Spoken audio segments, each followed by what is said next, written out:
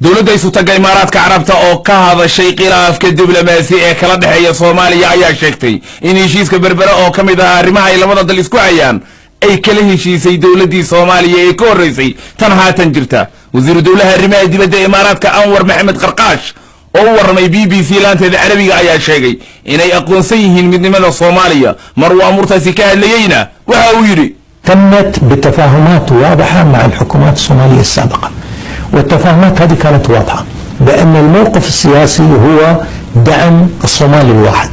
نحن ما عندنا قنصلية في صومالي لاند، ما عندنا سفارة. arrinta dekada berbera waxa ay ku dhacday isfahan cad oo aan la yeelanay dowladihii hore ee Soomaaliya. isfahanadaasna waxay ahaayeen kuwo cad waxa ay hoos imaanayeen taageerada Soomaaliya oo mid ah inaga qonsuliyad kuma lihin Somaliland, safaarad kuma lihin Somaliland, xiriirna lama lihin.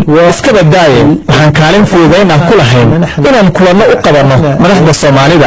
waxay ku kulmeen Abu Dhabi iyo Dubai. kaalintayadu waxay ku koobneed fududeyn. isfahanadu waxay ku qotomeen haddii aan aqoonsanahay siyaasadda Soomaali mid ah inaysan naga reebaynin inaan ka shaqayno dhinacyada horumarinta, gargaarka iyo kaalmada inaan Somaliland ka samayno إنسانية أو إغاثية وما إلى ذلك في سومالي لاند.